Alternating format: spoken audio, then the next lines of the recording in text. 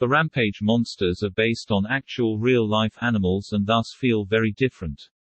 Ralph is the most unique of the trio and one of the most unique kaiju in general due to his concept being so obscure. There may have been previous giant wolves like Fenris and the scrapped Godzilla monster Wolfman, but Fenris was just a generic non-monstrous giant wolf who wasn't in a city environment, and the Wolfman wasn't quadrupedal. Lizzie is a close second. Her concept of a giant crocodile has been rarely done, and even then, any previous giant crocs or gators didn't have such unique characteristics. George is the least when it comes to uniqueness and new concept, but even he obtains concepts that have rarely been done before.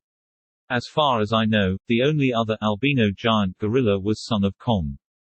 And most of the Kong movies don't feature Kong as quadrupedal. His blue eyes are also a unique trait that goes well with his fur.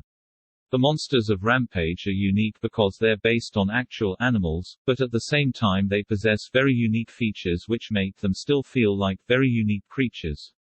You can tell what animals they resemble, but they also look very different from the ordinary animal. When monsters or anything in general are given human names, they tend to grow on one more because they're envisioned as characters with their own personality. It likely also reminds pet owners of the beloved animals they named themselves, which brings us to the third reason. People love the dogs, and wildlife sanctuaries can form bonds with the wolves they've rescued. There are pet lizards, and though rarely, people have formed bonds with pet crocs and gators, and of course gorillas have been known to be very social and communicative. Some are disappointed at the fact that the 2018 incarnation is not exactly like the source material, with the monsters being mutated humans.